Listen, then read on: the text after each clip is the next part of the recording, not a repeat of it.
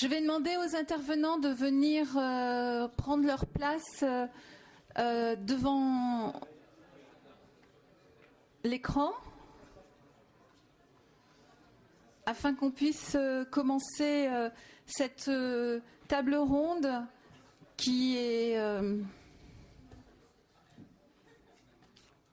modérée par Guillaume Esterlingo, qui est chef du service Images et Industries de la Création au Conseil régional de Bretagne et qui va introduire cette table ronde en présentant les intervenants qui sont à ses côtés. Merci de venir vous installer. Guillaume, c'est à toi. Voilà, j'ai trouvé comment ça marchait. Bonjour à tous. Donc, on va commencer cette table ronde dédiée à la production. Dire déjà que c'est vrai qu'on s'interrogeait un petit peu sur comment appeler cette table ronde. Production, c'est un peu vague. Donc je vais faire référence à une publication qui avait été menée en coordination avec Film en Bretagne, qui est donc une association fédérant les professionnels en Bretagne, avec qui on a travaillé avec d'autres régions. Donc c'est un beau modèle de coopération interrégionale qui s'appelait « Pourquoi tu m'aides ?» Donc j'ai envie de dire qu'on va partir sur ce principe, sur « Pourquoi tu m'aides ?» et puis avec un prolongement « Pourquoi tu m'aides ?» « Comment tu m'aides ?» et la suite. Et pourquoi tu ne m'aideras plus, ça on verra. J'espère que non. Donc on va partir sur ce principe. Donc déjà peut-être pour faire un petit point sur la politique territoriale, puisque ces politiques maintenant ont plus de 20 ans, donc sont arrivées à maturité pour certaines d'entre elles et ont été effectivement donc accompagnées dans un système que vous connaissez, donc qui est la Convention de développement cinématographique. Mais précédemment il existait des structures, donc et notamment des initiatives. Hein, donc je veux évoquer donc les centres régionaux du cinéma qui avaient été lancés en 1983. Le premier fonds d'aide, la création du premier fonds d'aide en Aquitaine en 85. Première convention de développement cinématographique en 95. En 98, donc une première convention avec la région Auvergne, donc avec un apport du CNC sur le chapitre création forfaitaire, hein, c'est ça, Jean-Raymond, parce qu'on l'a évoqué tout à l'heure. 99 nominations des conseillers DRAC. 2000, convention de développement cinématographique signée par les DRAC, mise en place du 1 euro pour 2 euros long métrage, ça arrive en 2004. 2005, l'audiovisuel bénéficie de ce dispositif. Le court métrage à partir de 2006. Arrêt du cofinancement des régions concernant les aides à la création sur l'écriture-développement par le CNC 2010. Vient ensuite le chapitre de l'exploitation qui rentre dans la convention. Et pour terminer, le dernier effet, 2014, l'entrée de la diffusion culturelle avec un système d'abondement de la part du CNC dans les conventions de développement cinématographique. Et pour ce qui nous concerne, une convention qui prend le terme aujourd'hui de convention de coopération, ce qui change un petit peu la donne aussi et la vision des choses.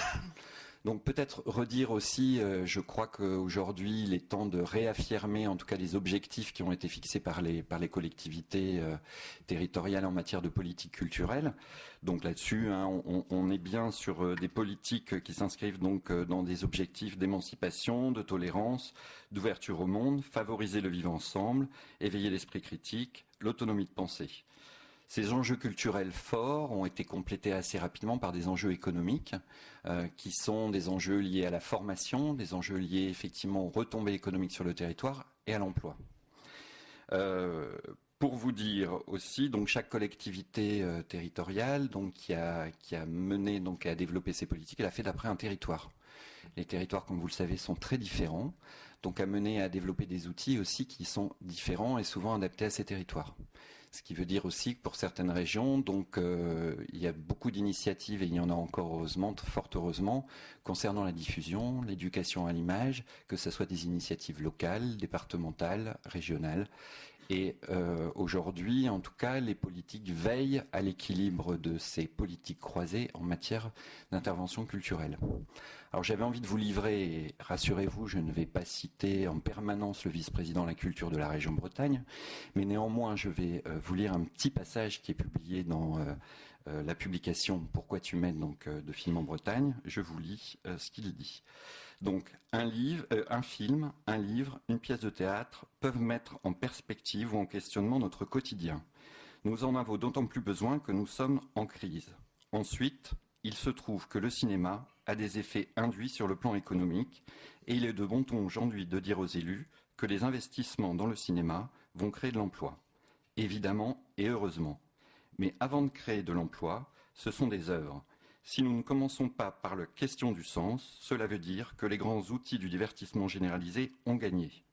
Nous n'organisons pas des spectacles pour participer au divertissement qui s'organisent très bien avec les forces de l'argent. Voilà, c'est une première remarque, une première réflexion, en tout cas de la part d'un élu à la culture au niveau d'un territoire. Donc, sur ces premiers, peut-être sur les aspects objectifs des politiques régionales, j'avais envie de passer la parole à Jean-Raymond Garcia, puis je vais commencer peut-être par présenter l'ensemble des participants à cette table ronde, et j'aurais dû même commencer par ça. Donc à ma gauche, Thomas Caillé, donc réalisateur des Combattants, film que vous avez très certainement pu voir en salle et qui vient d'être primé, réalisateur aussi de courts-métrages. Jean-Raymond Garcia, donc directeur du cinéma Éclat de l'Agence Aquitaine.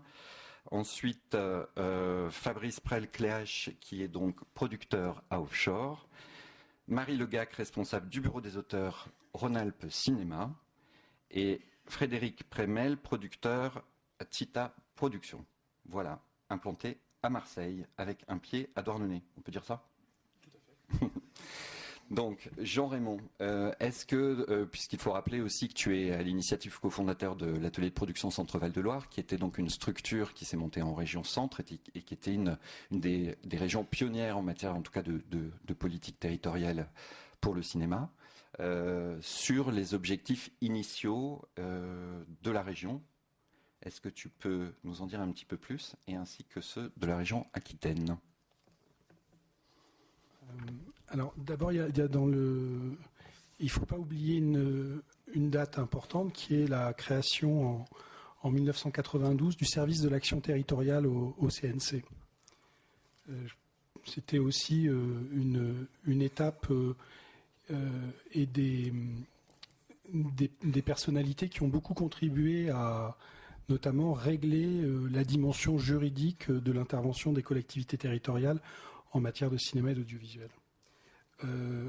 Alors, en réalité, la région centre n'est pas si pionnière que ça avec la PCVL, puisque quand on s'intéresse avec Philippe Germain à la question d'une politique territoriale en faveur de la création cinématographique et audiovisuelle, ce qui nous meut, c'est, en tout cas ce qui est proposé aux élus de l'époque, c'est que précisément c'était l'une des dernières régions à engager un fonds de soutien en faveur du cinéma et qui nous paraissait légitime et pour tout dire très cohérent qu'une région fasse ses premiers pas avec le court-métrage, puisque traditionnellement le court-métrage ce sont les premiers pas des auteurs, des réalisateurs, mais également des producteurs,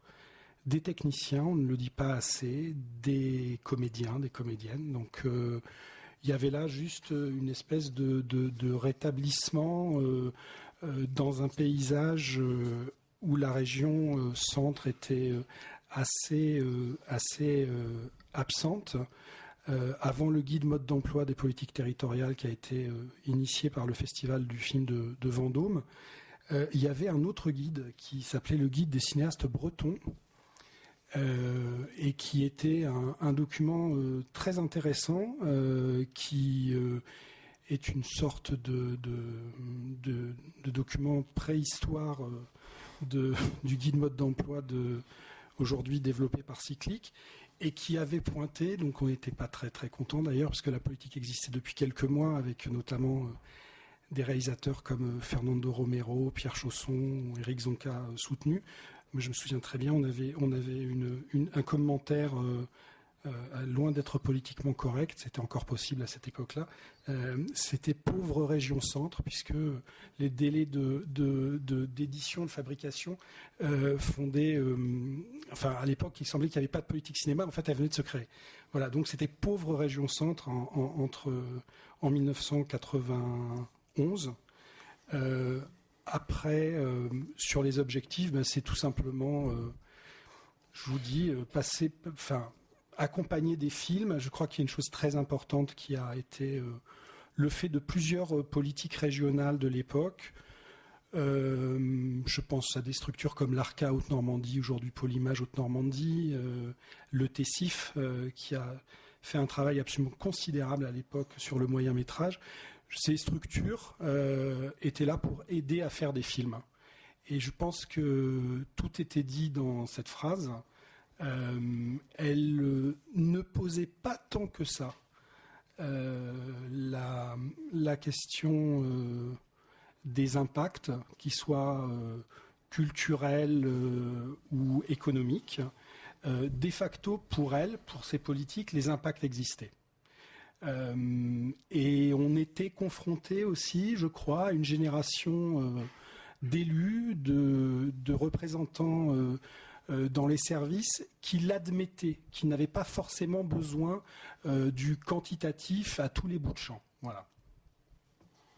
Est-ce que tu ne crois pas justement sur ces aspects quantitatifs? Donc on a parlé aussi d'objectifs culturels, ce qui veut dire aussi toutes les initiatives qui émanent du territoire, que ce soit des salles, des associations de diffusion culturelle, des dispositifs d'éducation à l'image. Est-ce que tu ne crois pas non plus que ça tient aussi au fait que ça soit difficilement quantifiable, qu'en tout cas ce soit des indicateurs difficiles à définir et qui sont des indicateurs de société et l'évolution en tout cas de cette société?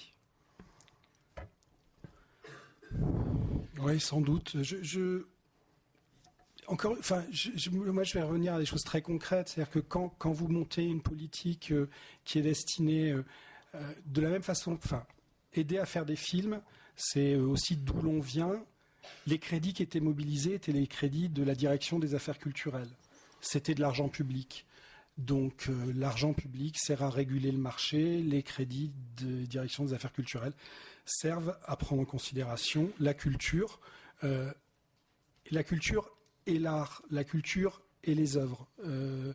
Et dès l'instant où vous posez la question de la création, ça n'est pas possible de favoriser l'émergence de générations de cinéastes, de réalisatrices, sans forcément réfléchir à l'émergence des spectateurs.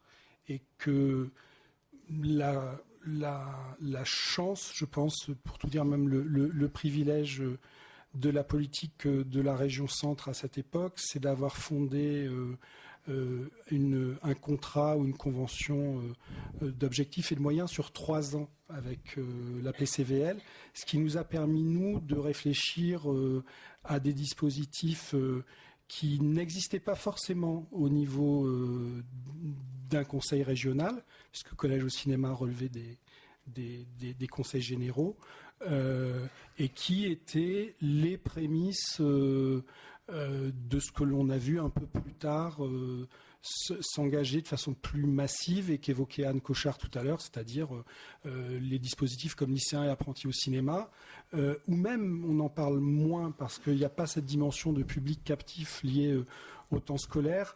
Dans les années 90, Arnaud et Jean-Marie Larieux étaient intervenants dans des ateliers d'écriture dans les quartiers à Saint-Pierre-des-Corps.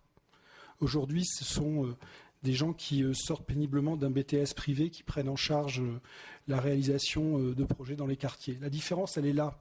C'est-à-dire c'est où vous placez vos curseurs avec le soutien à l'œuvre.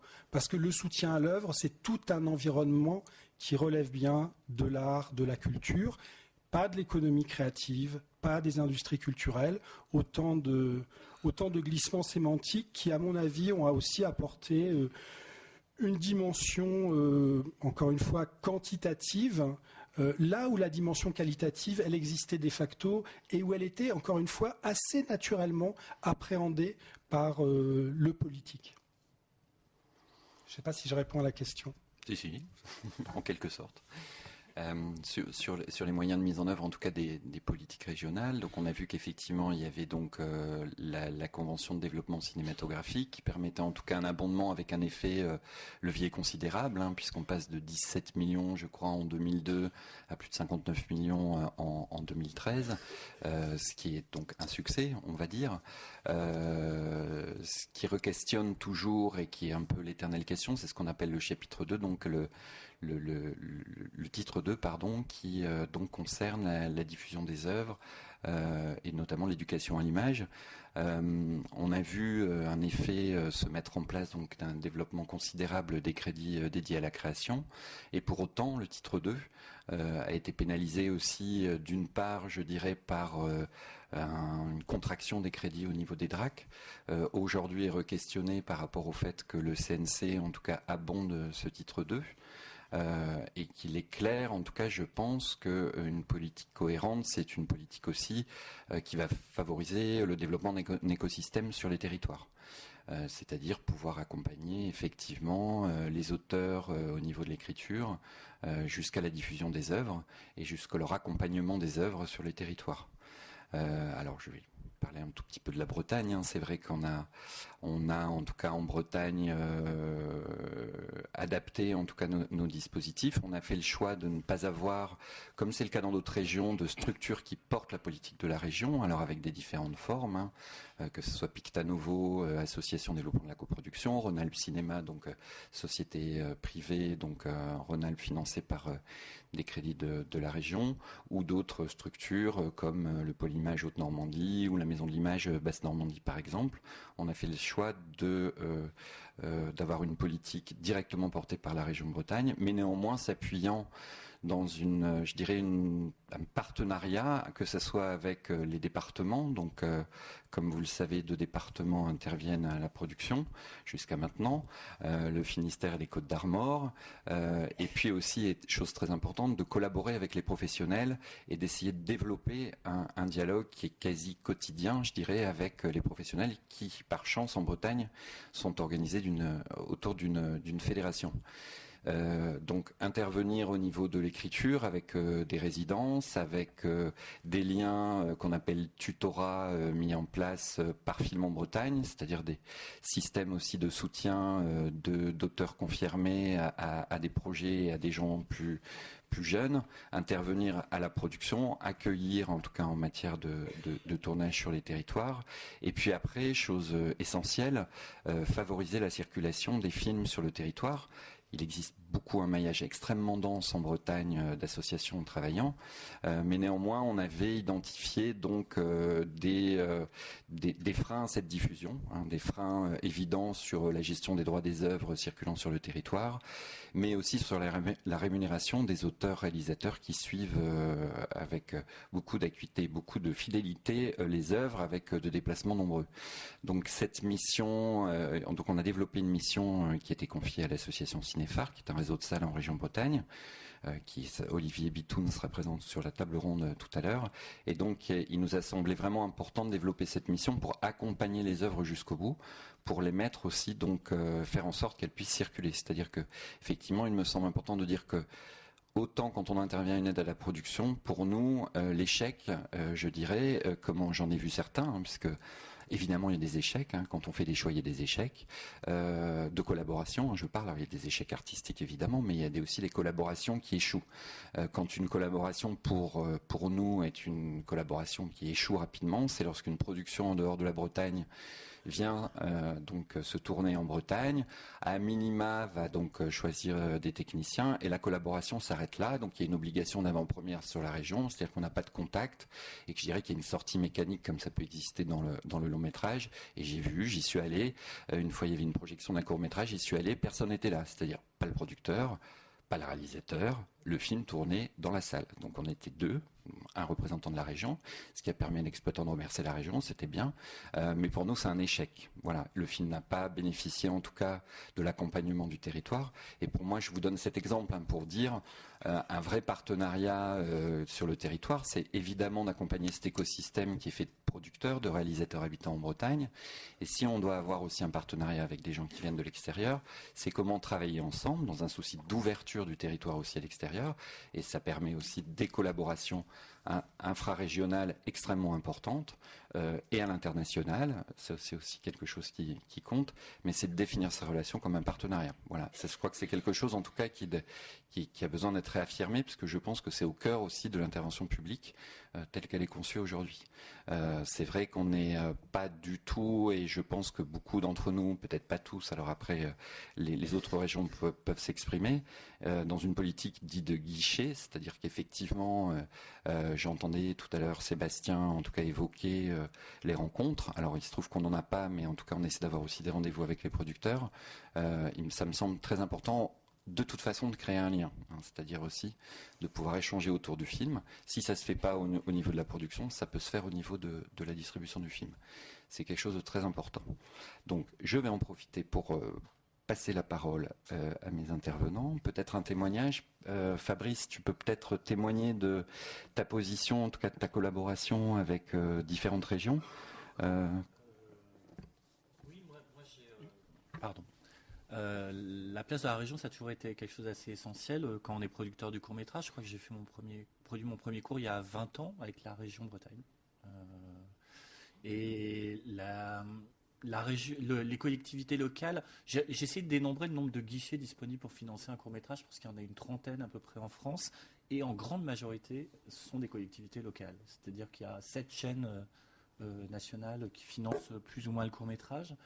Après, vous avez le CNC et puis quelques guichets en ProCirep, etc. Mais la grande majorité sont des collectivités locales.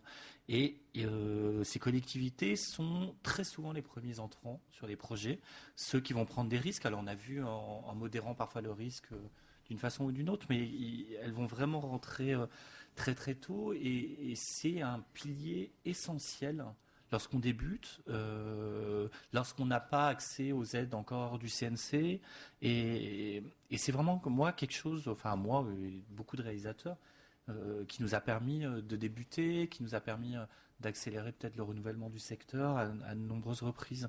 Et c'est une vraie garantie de pluralité, de diversité aujourd'hui, parce que quand vous avez en gros, on va dire 25 collectivités locales, je crois, qui financent un peu. Et à côté, un guichet au CNC, qui est la contribution financière, et quelques chaînes. Vous avez vraiment un besoin essentiel de pouvoir vous retourner vers les collectivités. Donc effectivement, vous pouvez prendre comme un guichet, ou vous pouvez considérer qu'il y a un travail de partenariat, et vous apercevez que très souvent les producteurs travaillent avec les mêmes régions, ou régulièrement avec les mêmes régions. Parce qu'il y a une fidélisation qui se crée pas forcément avec le fond en soi, mais en fait avec les techniciens, avec les prestataires, aussi, je pense que c'est toujours assez confortable de travailler souvent avec les mêmes personnes. Moi, par exemple, je travaille beaucoup avec la Bretagne, je travaille beaucoup avec l'Alsace, avec la Champagne-Ardenne. Et puis vous savez, des producteurs, on se parle souvent, qui sont sur des régions complètement différentes. Pour le coup, on n'a aucun recoupement. Et on voit que ça nous permet notamment de travailler beaucoup sur la diffusion, mais on en parlera tout à l'heure, mais sur la diffusion des films, qui est souvent... vous savez, comme c'est dur de diffuser du court-métrage aujourd'hui en France, enfin, à moins de vous lever à 3h30 du matin ou d'aller en festival. Et donc, il y a beaucoup de collectivités locales qui font un travail assez énorme sur la diffusion. Et puis, il y a aussi un pan dont nous, on profite beaucoup, qui est tout le travail des collectivités sur le développement. C'est-à-dire qu'il y a de plus en plus de collectivités qui interviennent, qui financent des associations qui travaillent sur le développement des projets. Moi, j'ai produit il y a 2 ans un film, par exemple, qui avait gagné Jindou, qui avait été développé au sein de Jindou. J'ai produit un film qui a été... Jindou, c'est donc financé entre autres par la région Midi-Pyrénées. Oui, c'est ça, je veux dire. Oui. J'ai produit un film qui avait gagné Estran, financé donc par la région Bretagne. Un film qui sortait du Moulin d'Andé, par l'heure. Donc voilà, il y a tout un travail aussi en amont, qui permet de faire que les projets progressent beaucoup, et vous savez, on reçoit beaucoup de projets, et il est évident que les projets qui sortent de ces structures-là ont c'est assez marquant. Enfin, il y a ont énormément progressé et que les gens sont... ça ne veut pas dire qu'on ne va pas travailler longtemps en développement encore, mais que les gens sont vraiment plus proches du jour où ils pourront réaliser ce film parce qu'ils ont beaucoup maturé leur travail. Donc voilà, je crois qu'il y a tout ce travail que fait Marie, par exemple, en Rhône-Alpes. C'est aussi quelque chose qui n'est pas justement de l'ordre du guichet, mais qui est de l'ordre de l'implication artistique. Et ça a permis notamment, je crois que c'est Ludovic Henry citait les chiffres tout à l'heure, il y a moins d'un réalisateur sur 2 qui habite en région. Moi, ça, je trouve ça. Moi, je viens de région. Je suis arrivé il y a longtemps à Paris, mais je vois le nombre de mes amis bretons qui ont dû monter à Paris pour travailler. Et je me dis qu'il y a encore beaucoup de travail à faire là-dessus, pour les réalisateurs, pour les techniciens. C'est-à-dire pour arriver aujourd'hui à pouvoir vivre de son métier en région et tout ce qui a été fait par les fonds régionaux et notamment avec le soutien du CNC et du 1 pour 2 a vraiment permis de développer un tissu. On l'a vu. Moi, j'ai produit un des premiers cours qui a été fait financé par le fonds Champagne-Ardenne, par exemple. Et typiquement, j'ai vu en 8 ans maintenant, je viens de refaire un film en Champagne-Ardenne qui a été fini hier, et j'ai vu le renouvellement, même pas le renouvellement, l'installation d'un vrai tissu de techniciens en 8 ans, et donc la réussite de tout ce travail qu'il y a eu sur toutes ces dernières années. Et donc je trouve ça intéressant je trouve que c'est une vraie réussite, vraiment pour ça. Marie, est-ce que tu peux témoigner aussi ? Oui. Donc, moi, je suis responsable du bureau des auteurs de Rhône-Alpes Cinéma. Donc, Rhône-Alpes Cinéma, c'est un fonds de coproduction de long métrage. Et en fait, il y a eu la volonté à un moment du directeur de Rhône-Alpes Cinéma, Grégory Fass, et de Serge Tachon, qui est le directeur de la commission du film, de nommer une personne dans la structure qui soit une personne référente pour que les auteurs, donc les scénaristes, les réalisateurs, puissent interpeller quelqu'un quand ils ont un besoin. Toujours très différent, mais un besoin en tout cas sur un de leurs projets et qui ont envie de rencontrer une personne qui va pouvoir les aider, les guider. Alors, donc cet accompagnement artistique, je le fais sur des auteurs de fiction donc qui ont des projets de cinéma. Il y a la partie écriture long métrage, mais ça j'en parlerai pas trop parce que elle est suspendue actuellement et elle reprendra courant 2015, mais pour l'instant c'est pas le sujet. Et c'est plus en fait tout le soutien, l'accompagnement sur des auteurs de fiction qui sont installés en région Rhône-Alpes et établir en fait une relation continue entre le long métrage que nous on aide et le court métrage qui est aidé dans le cadre de la politique de soutien de la région Rhône-Alpes. Alors, je vais un petit peu décrire comment moi quand je suis arrivée sur le territoire il y a quelques années, 7 ans, comment j'ai mis ça en place. La première chose, c'est ce que j'appelle l'accompagnement artistique, c'est le conseil et l'accompagnement, c'est de recevoir les auteurs, de leur proposer, s'ils le souhaitent, une première lecture de leur projet. Donc cette personne qui est le premier lecteur, comme ça a été évoqué tout à l'heure dans l'étude de cas, et ensuite après de les aider, s'ils le souhaitent, à définir un petit peu comment ils vont évoluer. Alors ça peut être un dépôt à la région Rhône-Alpes. Dans ces cas-là, ça peut être tout simplement les aider à présenter leur dossier, à rédiger une note d'intention par exemple. Ça peut être ensuite les rencontrer pour leur expliquer les raisons du refus, quand il y en a un, mais ça arrive, les raisons du refus et les aider tout simplement à peut-être retravailler en fonction des retours qui ont été faits du comité, retravailler leur projet s'ils le souhaitent. Et ça va être ce travail de présence aussi pendant le comité et éventuellement de prise de parole quand c'est nécessaire d'appuyer un dossier parce qu'il y a parfois des choses quand on connaît la personne qui existe et qu'on ne voit pas systématiquement dans un dossier. Ensuite, ce que j'ai essayé de mettre en place, c'est essayer de créer un maillage en fait du territoire, parce qu'en fait, ce qu'on se rend compte quand on arrive en région, c'est que c'est vrai que le réseau, il n'existe pas. Il existe, mais il faut l'activer, quoi. Ce qui n'est pas le cas à Paris, parce qu'à Paris, en fait, le réseau, il est là, il se maintient par lui-même. Mais en région, il y a un réseau, mais si vous l'activez pas et si vous n'êtes pas acteur de cette action du réseau, le réseau il se maintient pas, il n'existe pas. Donc ça passe par différentes choses. La première, c'est peut-être au niveau régional d'être en contact avec les groupes de scénaristes qui existent. Alors c'est vrai qu'il y a plusieurs, il y en a 2 en tout cas assez actifs sur la région Rhône-Alpes qui se sont créés. Donc c'est de pouvoir éventuellement leur fournir un bureau pour faire leurs réunions régulières. Ça va être aussi d'organiser une réunion s'ils ont envie de rencontrer un scénariste, un réalisateur professionnel. Ensuite, c'est aussi de discuter avec les producteurs qui sont installés sur le territoire parce qu'ils rencontrent des problèmes. Ça peut être un lien avec la région Rhône-Alpes Cinéma. Donc c'est être partie prenante des discussions et d'essayer de mailler ce terrain toujours dans le même objectif. Et ça va être aussi d'organiser des soirées de court-métrage. On en parlait tout à l'heure de la diffusion. C'est vrai que quand je suis arrivée, je me rendais compte qu'à la région, à la région Rhône-Alpes, on aide à peu près une douzaine de courts-métrages, mais ces films ne sont pas systématiquement vus. Les films, en tout cas, je parle des auteurs de la région Rhône-Alpes. Donc l'idée, c'était d'organiser des projections qui puissent réunir l'ensemble des réalisateurs, des producteurs, pour voir les films les uns les autres. Tout ça dans un esprit vraiment très convivial. L'idée, c'est de pouvoir voir les films des autres et se rencontrer. Et ça, je me rends compte que ça a une importance, mais incroyable pour les réalisateurs sur le territoire. C'est-à-dire que sinon, ils se croisent, mais ils ne se voient pas. Et là, c'est vraiment un temps d'échange pour se voir et pour regarder les films des autres et voir un peu comment les autres évoluent, avec qui ils travaillent et comment ils ont financé leurs films, etc., etc. Ensuite, on a essayé aussi pas mal de développer tout ce qui est au niveau régional et interrégionalité. Alors, on a mis des choses en place avec la région Aquitaine, avec éclat, notamment sur la résidence La Ruche, qui dépend du festival de Jindou.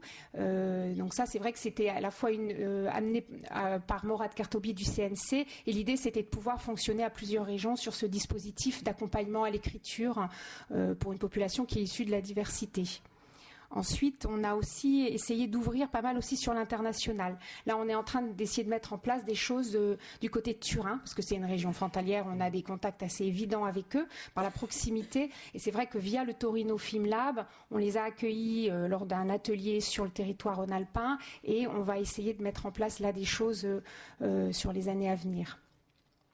Voilà, qu'est-ce que je peux dire aussi, que le groupe Ouest aussi, on est en contact avec eux et on est en train d'essayer de réfléchir sur leur plateforme de coaching et d'accompagnement de projets à micro-budget. Juste peut-être donc pour terminer ensuite, le fait d'avoir diffusé des courts-métrages fait qu'ensuite, suite à des discussions avec Philippe Germain, on a mis en place le RADI régional. Donc ça, c'est un catalogue de 20 courts-métrages qui sont sélectionnés par les réseaux d'exploitants qui sont installés sur le territoire rhône-alpin et qui fait que fonctionne comme le RADI en fait, et qui permet aux salles qui sont adhérentes au RADI, mais aussi aux salles qui ne sont pas adhérentes au RADI et qui veulent adhérer à ce RADI régional, de diffuser du court-métrage en première partie, ou bien de créer un programme de court-métrage qui puisse être diffusé. Voilà. Je pense que ce qu'il faut bien comprendre, c'est l'évolution sur les 20 dernières années des paysages des aides territoriales. Les premiers pas des régions en matière de cinéma et d'audiovisuel, et c'est assez paradoxal d'une certaine façon, ces premiers pas, ils se font vers la fiction. Or, mis à part des grandes figures emblématiques, je pense à Jacques Mitch en Midi-Pyrénées ou à Claude Duty en Haute-Normandie, il n'y a pas particulièrement d'auteurs de scénaristes de fiction ou d'auteurs de fiction identifiés dans les territoires régionaux. Ça, c'est le premier point. Et ce qui est d'abord à l'œuvre, c'est pour les producteurs l'accès à de nouvelles sources de financement. Je pense que les politiques régionales, dans le courant des années 90, elles ont diversifié notablement les sources de financement, mais des sources de financement qui étaient très majoritairement concentrées sur des productions franciliennes, en tout cas extraterritoriales. Et il y a évidemment aucun problème à cela. C'est-à-dire qu'il ne s'agit pas de tomber dans une dynamique de préférence régionale, autarcique et jusqu'à boutiste, parce que ça ne sert pas à grand-chose. Aujourd'hui, il y a une autre aventure, une espèce de croisée des chemins qui se pose aux collectivités territoriales. C'est l'émergence, et je crois sincèrement que notamment des dispositifs comme Un été au ciné, puis Cinéville, Passeurs d'images, Dessiner la vie, ont contribué à cela, l'émergence d'une nouvelle génération d'auteurs, et je parle bien d'auteurs, je ne parle pas forcément de producteurs en région, une nouvelle génération d'auteurs isolés, issus d'ateliers d'éducation à l'image, d'ateliers d'écriture, mais aussi parfois du développement dans les universités ou dans des écoles privées de modules sur le scénario, la réalisation, et en fiction, pas seulement en documentaire, qui commencent à travailler et qui voient leur travail exposé grâce notamment à Internet. Et l'une des réponses des collectivités territoriales, pas toutes, mais je pense sincèrement que c'est un des enjeux des prochaines conventions de coopération avec le CNC. Les régions, certaines d'entre elles, développent des politiques d'accompagnement qu'on appellerait communément bureau des auteurs. Par parenthèse, c'est une référence directe à un dispositif qui existe au sein de la direction de la création des territoires et des publics, qui est animé par Anne Tudoré et qui s'appelle le bureau des auteurs. Et qui a cette vocation je trouvais la formule de Marie vraiment très juste, à activer un réseau. Et cette activation, elle est d'autant plus nécessaire que très souvent, ça c'est un constat hélas assez douloureux, nos structures peinent par rapport à une génération d'acteurs, de jeunes acteurs, à incarner un service public de la culture ouvert et qui est, j'allais dire, généreux vers ses usagers. D'où cette nécessité est très difficile, parce qu'assez chronophage, d'être sur le terrain des festivals. Et il y a quelqu'un qui fait un travail remarquable au CNC, c'est Morad Kertobi, avec les talents en cours. Je voyais récemment que au Jamel Comedy Club, il y avait le Polymage Haute-Normandie qui venait à la rencontre des jeunes, ou moins jeunes d'ailleurs, des trophées du cours à Paris. Ça, c'est un des grands enjeux à venir, sans compter autre élément nouveau dans les paysages des aides régionales, le développement dans certaines régions d'aides aux programmes d'entreprise qui sont en train aussi de favoriser la constitution d'une nouvelle génération de producteurs, y compris cette fois dans le domaine de la fiction. Et ça vaut en 2014 comme ça valait en 1990. Ces producteurs, ils font leur premier pas avec le court-métrage et ils constituent des interlocuteurs, y compris en qualité de coproducteurs, pour des entreprises parisiennes. Je pensais le film de Sébastien Bailly, il était coproduit par une société en Aquitaine. Il aurait pu prétendre à une aide sélective de 30 000 €, même si le film avait été intégralement tourné à Paris. C'est très nouveau en fiction et ça fait partie aussi des enjeux à cultiver, étant entendu que la région Aquitaine n'est pas la seule à avoir développé ou déployé ce genre d'initiative. C'est aussi le cas en Normandie haute et basse. Merci. Peut-être justement pour avoir un témoignage d'un producteur implanté en dehors de la région parisienne, qui concentre 94% d'activité. Fred ? C'est ça, parce qu'en fait, on est producteur en région. Ah voilà, tu vois que je l'ai pas mis, ouais. C'est vrai qu'on est beaucoup moins nombreux. Donc, déjà pour déterminer, moi j'ai créé ma société de production à Marseille en 2006. Elle s'appelle Tita Production. Elle existe toujours et je travaille toujours et je produis toujours pour cette société de production. Néanmoins, pour des raisons familiales et personnelles, je me suis effectivement installé par choix de vie à Douarnenez dans le Finistère. Donc c'est un peu les deux extrêmes. C'est assez riche aussi. Culturellement, je veux dire. Pas que. Non, je voudrais vraiment dire que travailler pour ce métier en région, comme on dit, c'est vraiment un choix. Voilà, on sait très bien quand on commence, quand on a créé notre société de production avec mon associé Christophe Bouffil, on nous a dit vous allez galérer. On avait cette ambition un peu rêveuse de produire des longs métrages. On savait que ça allait être compliqué, mais ils nous ont dit vraiment, si vous installez à Marseille, vous allez jamais y arriver, quoi. On n'a pas encore complètement réussi, mais on est, disons, sur la bonne voie, voilà. Et donc aujourd'hui, le pari est plutôt gagné, mais c'est vraiment d'insister sur ce choix. Et quand on décide de s'installer justement ailleurs qu'à Paris, ailleurs que dans la région parisienne, Et ailleurs qu'à Marseille, parce qu'effectivement à Marseille, il y a un réseau qui existe, c'est une grande ville, tout est un peu phagocyté par une grande ville comme Marseille, ce qui est le cas à Paris aussi, hein, évidemment. Par contre, quand on s'installe dans le Finistère et tout au bout de la pointe de la Bretagne, c'est sûr que tout d'un coup, le réseau, c'est compliqué, quoi. Comment je fais pour exercer mon métier alors que je souhaite l'exercer depuis là où je vis, depuis l'endroit où mes enfants vont à l'école, sans être à Paris, et voilà, comment je procède. Donc c'est compliqué. On n'est pas moins bon que les autres, donc on fait notre boulot, on développe des projets, on trouve des financements pour nos films, etc. Mais en fait, on se rend vite compte, je pense que c'est vraiment une problématique pour les techniciens, les producteurs, les comédiens, les auteurs et les réalisateurs qui sont installés en région, qu'on est de fait, on a une responsabilité quelque part d'animation du territoire. Enfin, c'est un peu un grand mot parce qu'évidemment, il ne s'agit pas de prendre la tribune et de faire de la politique et tout ça, mais c'est de se dire mon réseau, il faut que je le construise parce que je vis ici et ce métier, pour bien le faire, on est obligé de travailler avec les gens à côté de qui on vit. Donc à Paris c'est facile, à Marseille c'est facile, je dirais plutôt. Dans Nonnet ça l'est beaucoup moins, et donc il faut vraiment créer ça.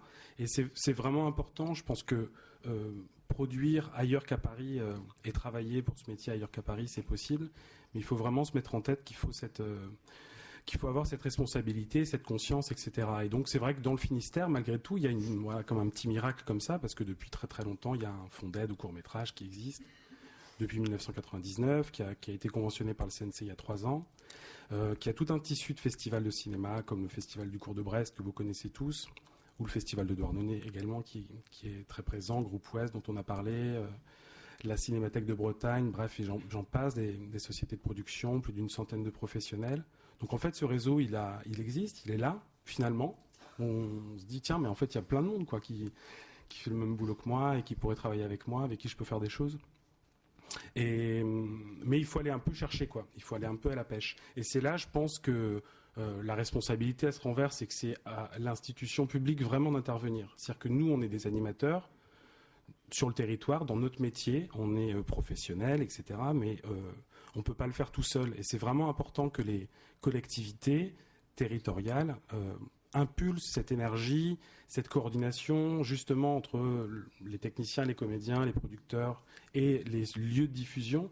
Effectivement, il y a un maillage qui est formidable en Bretagne, donc ça aide beaucoup, mais c'est pas la seule région. Il y en a d'autres aussi où ça fonctionne bien. Mais ça, c'est vraiment du côté des politiques qu'il faut se retourner et leur demander de nous aider là-dessus, parce qu'on a vite fait de se dire merde, mais en fait je suis en région, donc je dois être moins bon que ceux qui sont à Paris quelque part. On a vite fait de culpabiliser, puis c'est quand même un métier qui rend un peu parano parfois quand on essuie des refus et des choses. Enfin voilà. Et en fait non, il faut vraiment s'accrocher. Un bon projet, c'est un bon projet, et il faut y aller, quoi. Voilà un peu ce que je voulais dire. Fabrice, tu disais 50% des auteurs réalisateurs de courts-métrages vivent en région. Moi je trouve déjà que c'est un chiffre qui me semble énorme de mon point de vue. Parce que forcément quand on a envie de réaliser des films, l'endroit où il faut venir c'est ici, quoi. Il n'y a pas de doute. Nous, notre boulot du coup, si on ne veut pas venir vivre à Paris pour des choix, toujours cette question du choix au départ, c'est que les réalisateurs ils se réinstallent dans les régions, si c'est possible. Voilà, enfin en tout cas c'est un vœu un peu pieux. Je dirais que c'est une sorte de militance pour une forme de décentralisation par rapport au métier que j'exerce, pour parler que de moi. Il y a dans cette salle une réalisatrice dont je citerai pas le nom parce que je sais pas si elle serait très contente, donc j'en ai pas parlé avec elle, qui fait des films formidables et qui vit en Bretagne et qui a fait le tour des producteurs et qui n'a pas trouvé de producteur en Bretagne pour produire son film, alors qu'elle tournait le film près de chez elle, près de... Je dis pas non plus où, voilà. Avec ses amis, ses voisins, une grand-mère, etc. Et en fait, elle a dû, c'est pas grave, hein, mais elle a dû trouver un producteur à Paris, et le film est très beau et très réussi. C'est pas, voilà, elle a vraiment fait ce travail d'animation pour le coup, essayer de chercher un producteur installé en région Bretagne qu'elle n'a pas pu trouver, voilà, parce que c'était pas le moment pour eux, mais surtout parce qu'il n'y en a pas suffisamment, en fait. Oui, mais est-ce que la réussite, c'est pas justement le jour où un réalisateur breton se fait produire à Paris, un réalisateur parisien en Bretagne? Il y a de très bons producteurs en Bretagne. Oui, tout à fait. Non, mais je veux dire, moi j'ai vu vraiment ces dernières années, il y a clairement, on produit de plus en plus de réalisateurs installés en région. Enfin, chez Offshore, mais pas que chez Offshore. On en a déjà parlé entre producteurs. C'est quelque chose d'assez flagrant. Je pense que ça se développe beaucoup. Mais moi, je pense que ce qui est intéressant, c'est qu'à un moment, les producteurs installés en région puissent produire d'autres gens que les gens installés en région. Enfin, c'est que tout d'un coup, ça devienne la même chose. Oui, c'est le cas, mais en fin de compte... On se prive pas, hein. Oui, je sais, on se prive pas. On se cantonne pas au pays de Douarnenez pour produire des réalisateurs. Je sais qu'il y a un des risques parfois du développement territorial, c'est que de trop régionaliser. Ouais. C'est-à-dire que dans certaines régions, les producteurs ne produisent que des gens de la région, ou alors de trop spécialiser, comme on l'a vu dans certaines régions, où tout d'un coup, en ce moment, la mode est à l'animation, donc tout le monde veut avoir des producteurs d'animation pour pouvoir fabriquer des films d'animation. Et je trouve que ce qui est intéressant, c'est le jour où on arrivera vraiment, et c'est ça, à qu'on puisse produire de façon complètement transversale, c'est-à-dire avec un producteur d'un bout de la France et un réalisateur de l'autre bout. Ça pose des problèmes de déplacement, mais en fin de compte, ça apporte une autre richesse. Et le jour où ça sera juste normal d'être installé en région, je pense qu'on aura fait un grand pas. Et pour l'instant, c'est dans la tête de tout le monde, c'est pas encore le cas. Ouais, le chemin est encore très long. Oui. Peut-être que la réforme territoriale qui va quand même créer des grandes régions va participer de ce mouvement naturel que tu évoques, hein, Fabrice? Oui, sûrement. Oui. Alors, il y avait une demande d'intervention dans la salle, Sonia? Oui, bonjour. Je suis la réalisatrice dont il parle. dont parlait Frédéric, il ne m'avait pas prévenu avant, effectivement. Je pense que moi, j'avais envie quand même de trouver un... J'ai fait d'ailleurs 2 courts-métrages qui ont été produits par un producteur en Bretagne, Olivier Bourbillon, Paris-Brest, avant ce 3e-là. Il se trouve que, bon, voilà, ça n'a pas pu être possible pour celui-là, et moi, je voulais tourner rapidement. En tant qu'auteur et réalisatrice, moi, c'est important que je puisse avoir quand même un interlocuteur qui soit proche géographiquement, ne serait-ce... Moi, j'habite pas dans une grande ville en plus, hein. J'ai choisi d'aller habiter dans un petit port, dans le Finistère Sud, donc je suis pas à Brest, je suis pas à Rennes, je suis pas dans une grande ville, je suis vraiment en province. Et donc, je passe beaucoup de temps effectivement dans le train, et quand même dans un travail avec un producteur, on a envie d'une proximité dans la collaboration, alors que des producteurs en fait se concentrent pas que sur des collaborations en fait en région. Eux, ils peuvent en fait mixer leurs activités et leurs interlocuteurs. Nous, en tant qu'auteurs, bon voilà, là il se trouve que celui-là je l'ai fait à Paris, mais ça m'a manqué en fait de ne pas avoir pour ce film-là qui par ailleurs s'est tourné dans le Finistère avec l'aide de la région Bretagne et du Finistère. J'aurais aimé qu'il soit, voilà, je sais pas, totalement breton. Je le suis pas moi par ailleurs. Alors, peut-être on va passer la parole à Thomas. Thomas, est-ce que tu peux témoigner un petit peu de ton expérience avec les régions? Comment, peut-être tu peux nous dire aussi comment tu conçois tes projets, c'est-à-dire aussi la part des corps, tes sources d'inspiration en région et la manière dont tu travailles aussi sur des territoires hors Paris? Oui. Bonjour. Mon expérience avec les régions, elle a commencé tôt, parce que je suis né à Clermont-Ferrand.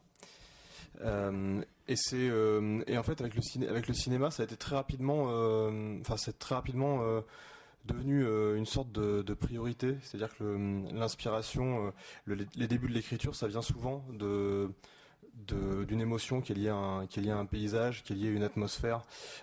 J'ai fait que 2 films. J'ai fait un court-métrage qui s'appelle Paris-Shanghai et un long-métrage Les Combattants. Et le premier, il y avait vraiment l'idée de retourner en Auvergne. Voilà, dont j'étais originaire pour faire ce film. Et pour le second, c'était l'Aquitaine. Je me suis jamais vraiment posé la question de faire ces films-là ailleurs. Et du coup, au niveau des demandes d'aide, c'était un peu restreint, parce qu'on a fait du coup un dossier par film dans ces régions-là.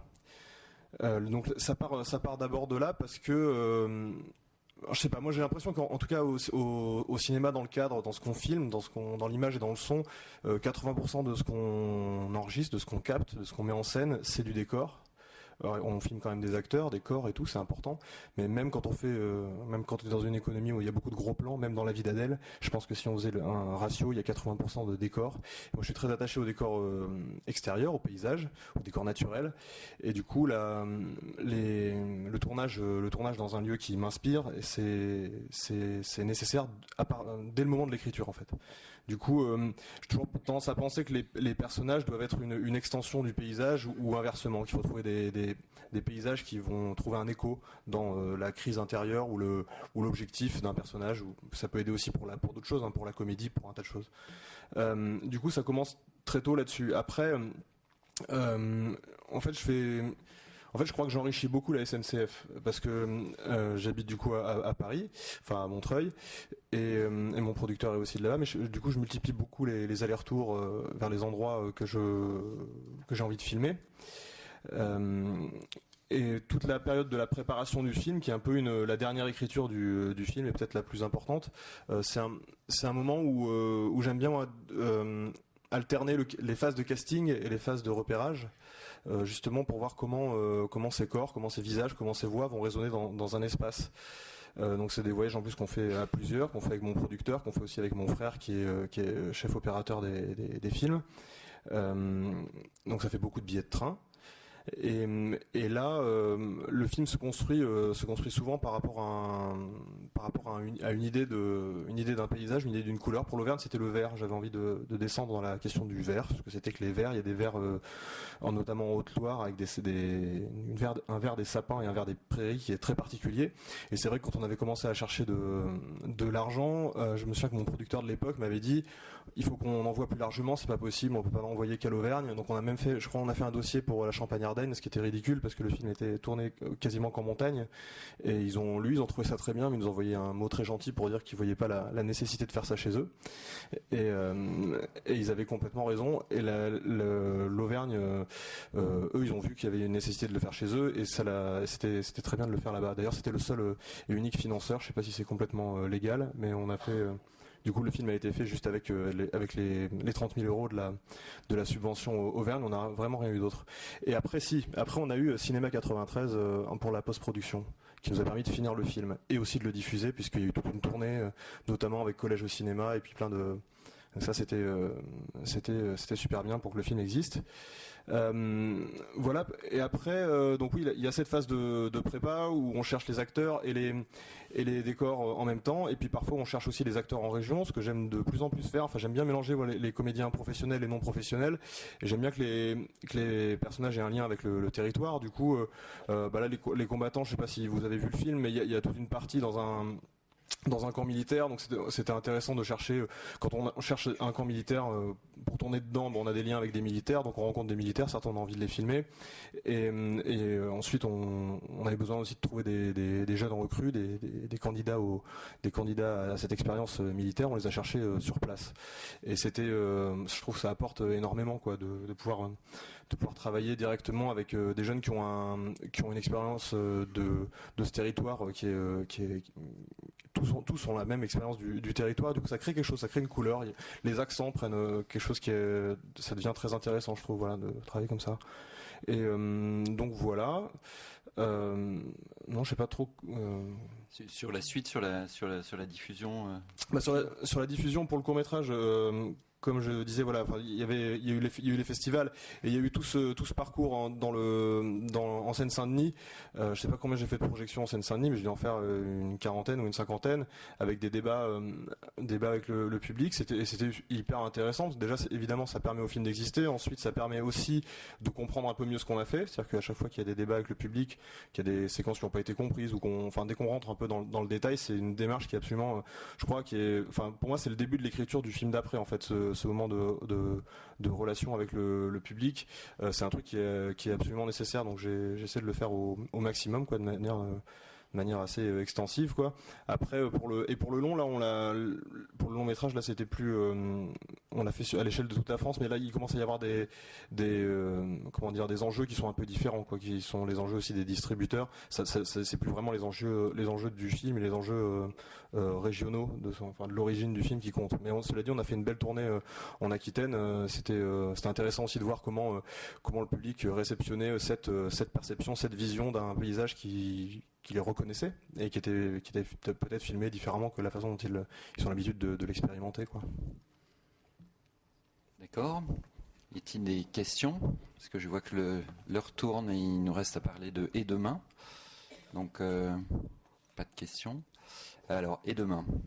Donc la situation est un peu compliquée. Donc on est effectivement dans la redéfinition en tout cas de 13 nouvelles régions. Vous savez que les dotations de l'État aux collectivités territoriales est restreinte, 11 milliards d'euros à trouver, donc ça re-questionne.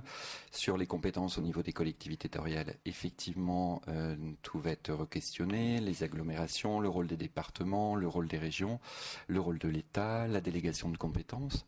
Aujourd'hui, donc, beaucoup de chantiers s'ouvrent et un petit peu de flou, on va dire, sur, en tout cas, le périmètre de chacun. Quelques craintes aussi, donc, sur ces dotations, sur les contractions. Hein. Bon, on n'est pas là pour parler que de la Bretagne, je vous rassure, mais bon, c'est pour aussi modéliser, en tout cas, et sur le court-métrage qui était pour nous une politique menée depuis 10 ans en région Bretagne, en partenariat avec, comme je l'évoquais, 2 départements. Pourquoi on a aidé le court-métrage aussi, hein, c'était aussi pour une question de renouveler, en tout cas, les générations d'auteurs-réalisateurs. La région Bretagne, à l'époque, n'avait quasiment plus d'aide au court-métrage, et il nous semblait important d'en faire aussi une des priorités, hein, puisqu'il y a aussi une réalité de production de documentaires et de films d'animation en Bretagne, mais en tout cas de développer une politique vis-à-vis de la fiction, parce qu'on avait envie d'accompagner de nouveaux auteurs, réalisateurs et toute une génération de techniciens formés à travers les films. Et on s'est appuyé aussi sur une politique menée depuis déjà quelques temps par le département du Finistère, qui est donc un interlocuteur et un partenaire essentiel aussi, puisque sur son territoire, il y a un grand festival qui est le Festival de Brest, Estran, donc une espèce d'incubateur, même si j'aime pas trop le terme, en tout cas qui va porter les projets des jeunes auteurs. Et donc, on a défini une politique commune. Il se trouve qu'aujourd'hui, vous n'êtes pas sans savoir que, a priori, le ciel s'est fortement assombri du côté du Finistère. Des annonces et des rumeurs persistantes diraient que le fonds d'aide du Finistère, malheureusement, ne serait pas reconduit. Donc très vite, on va rentrer effectivement dans une contraction budgétaire avec une redéfinition du rôle de chacun et quelques inquiétudes. Ce qui explique aussi pourquoi il est toujours important de réaffirmer les choses par rapport à des modalités, en tout cas de mise en application de politique, et redéfinir aussi les objectifs. Alors j'ai envie de peut-être commencer par toi, Jean-Raymond, même si la question est très large et très vague. Quelles sont tes inquiétudes ? Je n'ai pas d'inquiétude en fait. C'est plus des convictions. Je pense fondamentalement que il faut veiller à revenir à ce qu'est l'esprit du court-métrage, mais aussi des politiques territoriales. Politiques territoriales dont il faut rappeler systématiquement qu'elles n'ont jamais cessé de compter sur l'engagement de l'État à leur côté. Dans les années 90, les fonds de soutien étaient déjà abondés par l'État. On ne s'en rappelle plus. J'ai le privilège de l'âge, mais il y avait des fonds de soutien en région Franche-Comté qui étaient constitués quasiment à parité d'engagement de la DRAC Franche-Comté et de la région Franche-Comté. C'était aussi le cas en région Centre. D'ailleurs, Rive d'Éric Zonka est un film qui n'a pas été soutenu par la région Centre, contrairement à ce que tout le monde croit, mais par la DRAC Centre, à hauteur de 100 000 francs de l'époque, soit 15 000 euros. Et la part de la région s'était portée sur un autre film de Fernando Romero, si ma mémoire est bonne. Donc il y a toujours eu un engagement de l'État. J'étais très sensible aux propos de Patrick Bloch tout à l'heure sur cette nécessité, dans un cadre activé de décentralisation, de compter sur le principe républicain d'une unité, d'une équité des territoires. Ça, c'est absolument fondamental. Et puis revenir à cette idée que le court-métrage, c'est le laboratoire. Je ne dis pas qu'on l'ait perdu de vue. Je dis simplement que si on a renouvelé des générations, on n'a peut-être pas suffisamment réfléchi au renouvellement de nos modalités d'organisation, de la façon dont on doit repérer les talents. C'est très différent aujourd'hui qu'il y a quelques années. Je pense sincèrement qu'il faut, au-delà des scénarii, de cet exercice qui peut être d'ailleurs assez délicat, des comités de présélection, des oraux. Il faut évidemment le préserver. Il faut évidemment préserver la dimension sélective de ces aides territoriales, mais il faudrait aussi pouvoir compter d'une part sur un engagement des DRAC plus fort sur les problématiques d'accompagnement de cet écosystème qui s'est constitué au fil du temps, c'est indiscutable, et puis aussi prendre en considération qu'il y a désormais quelque chose dans cette nouvelle génération d'auteurs, de réalisateurs et parfois même de producteurs qui n'est pas forcément l'exercice de l'écriture mais de la réalisation et qu'il faut, je pense, être plus attentif à des aides à la post-production. Il y a certains conseils généraux qui le font, citer la Seine-Saint-Denis. Il y a des régions qui ont mis en place, je pense au Limousin, des prix de qualité. C'est pas tout à fait la même chose, hein, sauf erreur de ma part, mais Vincent est là, donc il pourra me corriger si je dis une bêtise. La Seine-Saint-Denis soutient des films qui sont encore en l'état de chantier de post-production, là où le Limousin apporte, lui, un label et vient d'une certaine façon partiellement couvrir le risque des auteurs et des producteurs. C'est important parce que, encore une fois, il y a quelque chose qui s'est quand même beaucoup effiloché, cette dimension de service public de la culture. Moi, je suis quand même assez troublé de voir que des associations comme les nôtres, qui relèvent du droit privé, doivent rappeler, notamment aux politiques, qu'elles sont bien sur le champ du service public et parfois même, je trouve dommage qu'on doive incarner plus le service public que le service public lui-même. Donc ça, c'est pour moi une grande priorité. Je ne sais pas si c'est une inquiétude, mais en tout cas, c'est une priorité, d'autant plus que, à titre personnel, politique, je suis quelqu'un de totalement convaincu par la nécessité de la décentralisation. Et je me dis que, enfin, peut-être, ou même pas peut-être, sans doute, pour le cinéma et l'audiovisuel, les auteurs, les réalisateurs, les producteurs, les industries techniques, avec ces grandes régions qui seront là demain, il y a une sorte de volume comme ça qui peut très clairement participer de la diversité non seulement des sources de financement, mais de l'esthétique des films et des œuvres. Et ça, je pense que pour toute personne cinéphile c'est assez réjouissant. Y a-t-il quelqu'un souhaite-t-il réagir ? Je souhaitais juste ajouter quelque chose justement par rapport à la réforme en cours. Je pense là, c'est vrai nous on ressent en tout cas les professionnels installés à l'extérieur et tout le monde, un grand flou par rapport à ce qui va se passer, alors peut-être pas en 2015, mais en tout cas sur les années futures, un grand flou parce que personne ne sait rien sur rien globalement, voilà. Et je pense vraiment qu'il faut qu'on soit organisé dans les régions, mais pas uniquement, c'est-à-dire que tout le secteur pour essayer de vraiment très très vite se mettre à discuter ensemble, territoire par territoire, et puis les territoires ensemble. En tout cas, je parle des professionnels installés dans les territoires. C'est vraiment important.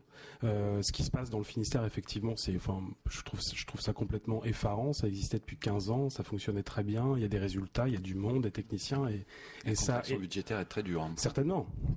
Certainement, mais le fonds accordé par ce département au regard du financement de la région Bretagne et évidemment avec l'abondement CNC n'ont rien à voir. Alors c'est pas les mêmes budgets, certes, mais vu l'effet de levier que ça a pu créer, le nombre de tournages que ça a pu solliciter, je trouve ça incroyable que les élus, malgré tout, oublient cette chose-là, ou le voient pas, ou le voient plus. Et donc, je dis ça parce que là encore, on doit être aussi responsable devant nos politiques, de nous organiser, d'aller les voir et de leur expliquer ce qu'on fait, parce qu'ils ne le voient pas. Ils votent des budgets, et puis après, ils oublient un petit peu. Quand on arrive à en avoir un pour une séance ou une avant-première, c'est déjà bien. Voilà. Bonsoir, Monsieur le Président. Donc il faut vraiment le faire, quoi. Et ce travail-là, on doit le mener. Je trouve qu'on ne le mène pas assez, en fait. On a l'impression que les choses sont acquises. On se rend bien compte, là, en cette fin 2014, que non seulement c'est pas acquis, mais ça peut valser, quoi. Donc voilà, je pense, je dis ça pour nous, pour les producteurs, pour les réalisateurs, il faut qu'on y aille. Fabrice, tu veux c'est vrai qu'on est à un moment un peu critique. Alors des moments critiques, peut sortir des belles choses. Effectivement, on a peut-être besoin de temps en temps de se faire secouer et de se remettre en question et de reposer des bases, d'autres bases, de faire des choses un peu différemment. Ça peut être salvateur. Maintenant, on est aussi à un moment critique parce que, comme je vous l'ai expliqué tout à l'heure, les collectivités locales en court-métrage, c'est un pilier énorme. C'est-à-dire c'est un garant de la diversité. Aujourd'hui, si vous enlevez les collectivités locales, il vous reste 4 guichets, 5 guichets, 6 guichets actifs qui vous permettent de faire des films. C'est-à-dire qu'en gros, le cinéma français, c'est fini, quoi. Si vous n'avez plus de renouvellement, c'est fini. Donc on a besoin, effectivement, Fred a raison, on a besoin d'expliquer à nos élus pourquoi leur travail, ce qu'ils ont mis en place est fondamental et essentiel. Et puis on a aussi besoin de se remettre en question. Peut-être qu'on n'a pas assez travaillé, nous, producteurs, réalisateurs, sur la diffusion de nos films en région. Peut-être qu'on n'a pas assez travaillé en collaboration étroite avec les fonds d'aide, sûrement, c'est évident. Mais voilà, il va falloir se battre et il va falloir. Ça va être très compliqué parce qu'il ne faut pas être naïf. Cette fusion, elle se fait en grande partie pour des raisons d'économie budgétaire. Que c'est beaucoup plus facile de couper dans des fonds cinéma que dans d'autres choses. Donc à un moment qu'il n'y a plus d'argent, parce qu'on sait bien on sait dans quelles difficultés sont les départements, par exemple.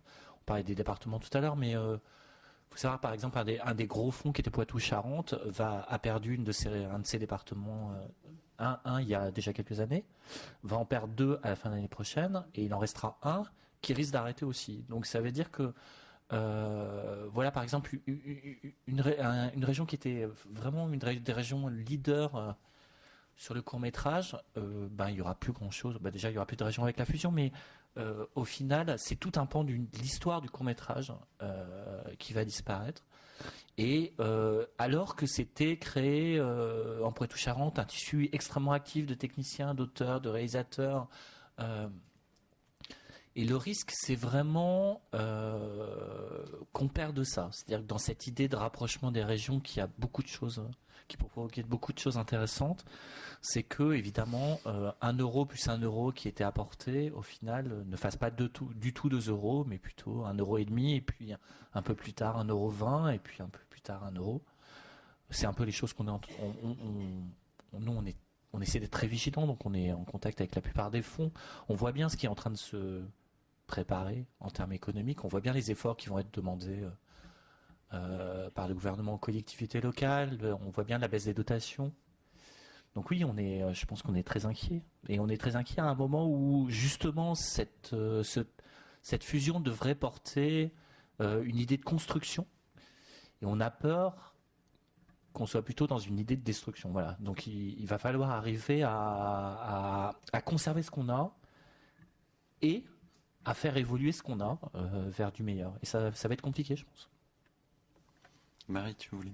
Juste peut-être évoquer, dans le cadre de cette réforme territoriale, moi j'étais en début de semaine là on était une petite délégation de la région Rhône-Alpes, on est allé en région Auvergne, on a rencontré la direction de la culture et l'équipe de Sauve qui peut le court-métrage, et on est en train d'imaginer un moment dans le cadre du festival de Clermont-Ferrand où on va réunir les professionnels de nos filières communes dans chaque région, et on va essayer de créer autour de tables de thématiques, j'ai envie de dire, des échanges pour apprendre à se connaître, un petit peu évaluer les enjeux et puis peut-être réfléchir ensemble sur des manières de collaborer. Donc c'est vrai que l'idée, c'est un peu de dépasser ses craintes et de se dire voilà, comment on peut envisager le futur. Alors ça résout pas tout, mais je pense que c'est important aussi de sortir et d'essayer d'échanger et de réfléchir ensemble, quoi. Et c'est un premier pas en tout cas. Oui, juste un mot, ce que disait Marie, c'est hyper important. C'est-à-dire qu'on parlait tout à l'heure avec la région Alsace, avec Monsieur Mangin de la région Alsace, et sur la future fusion, par exemple, Alsace-Champagne-Ardenne et Lorraine. Chacune des régions a développé des systèmes de diffusion qui sont vraiment très intéressants. Et ce qui est important, c'est qu'à un moment, lorsque tout ça va fusionner, on n'en sacrifie pas. Et qu'on profite de tout ce qui a fonctionné pour arriver à faire encore mieux. Et ça, c'est vraiment quelque chose qu'il va falloir surveiller et qu'il va falloir pousser. C'est qu'il n'y ait pas un moment, une région qui étouffe les autres, un système qui étouffe les autres, et qu'on puisse profiter de tout ce qui était en place avant et essayer de mutualiser pour faire mieux. Alors, on vient de me rappeler à l'ordre, donc c'est vrai qu'il est pratiquement 17h. Donc, je vous remercie. Tu veux dire un mot, Jean ? Oui. C'est juste très important que dans les futures conventions de coopération région, DRAC, CNC, conseils généraux, on puisse rétablir un système qui a toujours fait ses preuves dans le cinéma et dans l'audiovisuel en France, qu'on ne négocie pas d'administration territoriale à l'administration centrale. Il faut impérativement introduire les associations professionnelles, et j'allais dire aussi bien les associations nationales, les producteurs. Le SPI le fait depuis très longtemps. J'espère que la SRF se saisira de la question des auteurs. C'est très important que vous soyez présents parce que il y a un vrai frémissement du côté des auteurs et il y a un travail à faire du côté des sociétés de cinéastes. La SCAM a des correspondants en région. Peut-être réfléchir de votre côté à des premiers pas dans des manifestations de présence auprès de futurs adhérents ou en tout cas de ces auteurs émergents. C'est vraiment important. Donc les associations nationales et les associations régionales, parce que ces conventions d'objectifs, ces conventions CNC, DRAC, région, département, elles sont fondées sur deux objectifs, des objectifs nationaux. C'est cette politique d'adossement des collectivités territoriales au système public du cinéma français, et des objectifs distincts selon les territoires et la maturité des écosystèmes dans chaque territoire. Et de ce point de vue-là, c'est absolument fondamental que les associations de producteurs, d'auteurs en région, mais aussi, pourquoi pas, de prestataires et de techniciens participent du débat. Merci Jean-Raymond. Donc, une vraiment toute dernière intervention. Je me permets juste d'intervenir parce que je suis délégué au court-métrage SRF. C'est pour dire que c'est une des perspectives, en fait, c'est une des perspectives d'avenir de s'ouvrir vers la région. Très bien. En tout cas, je crois qu'il y a beaucoup de régions, en tout cas, seraient tout à fait partantes, en tout cas, pour échanger avec vous. Merci à tous et désolé pour ce retard. Merci. Donc, on vous attend pour une pause café. Et je pense que dans la prochaine table ronde consacrée à la diffusion, nous reviendrons justement sur la question du maillage du territoire par les associations et aussi les associations de salles qui sont aussi un des enjeux particuliers de la réforme.